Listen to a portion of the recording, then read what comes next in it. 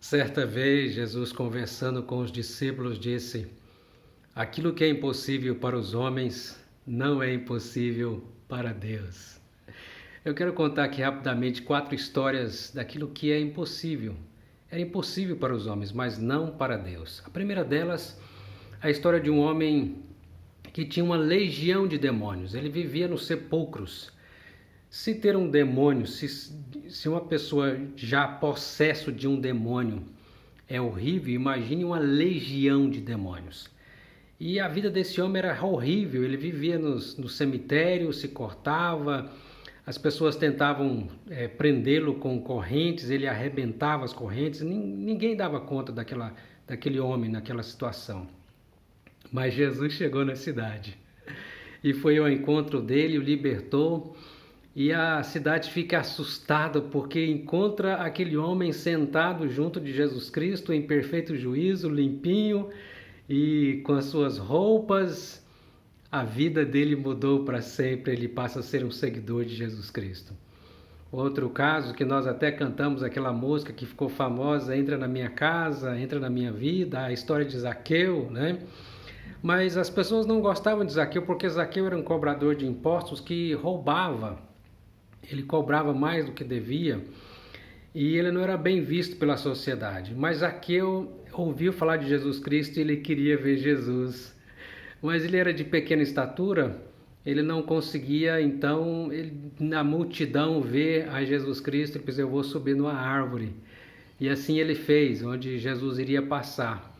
E para surpresa dele, quando Jesus está passando por aquele lugar, ele olha para onde estava Zaqueu, olha para cima e diz: Zaqueu, desce depressa, hoje eu vou para a sua casa.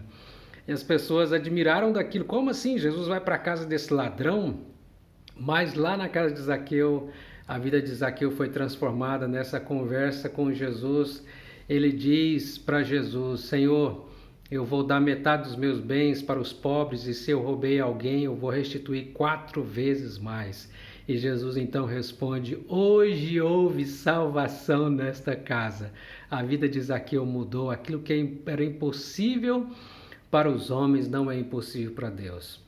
Outro caso também bem conhecido é de Maria Madalena, que era uma prostituta, que tinha uma vida terrível, que as pessoas não davam nada para ela, muitos olhavam: não, essa aí não tem jeito, está perdida, não tem solução.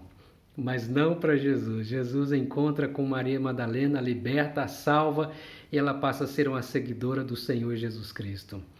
Outro caso é o caso de Nicodemos, que era um religioso, que vivia a sua vida na sua religiosidade certinho, dava as suas esmolas, fazia as suas orações, jejuava, ia na igreja, lia a Bíblia, mas estava perdido porque ainda não tinha um novo nascimento. E Jesus fala para ele: Nicodemos, você precisa nascer de novo. E aquilo o primeiro instante foi estranho para Nicodemos, porque como assim eu vou nascer de novo? Eu vou voltar para a barriga da minha mãe para nascer de novo? E Jesus diz: é o nascimento espiritual, Nicodemos. É o arrependimento dos pecados, é se reconhecer como um pecador perdido e crer em Cristo como Senhor e Salvador da sua vida. E também Nicodemos foi salvo pela graça de Deus. O que há de comum na vida dessas 4 pessoas? Todos eles precisavam de salvação, porque todos estavam perdidos. Mesmo Nicodemos, que era um religioso, precisava também de salvação. Porque muitas pessoas estão perdidas mesmo dentro da igreja. E só há 2 tipos de pessoas no mundo: os salvos e os perdidos. A qual grupo você pertence? Ao grupo dos salvos ou ao grupo dos perdidos? Eu espero que, pela graça de Deus, você, se não pertence ainda ao grupo dos salvos, reconheça-se como um pecador perdido e que tenha Jesus Cristo e busque a Jesus Cristo como Senhor e Salvador da sua vida. Um dia eu fui um perdido dentro mesmo da igreja, e o Senhor, pela sua graça e misericórdia, me salvou. Que você possa buscar ao Senhor Jesus Cristo em oração agora mesmo e confessá-lo como seu Senhor e Salvador e pedir a Ele: Senhor, me salva, tende misericórdia de mim. Que Deus te abençoe em nome de Jesus.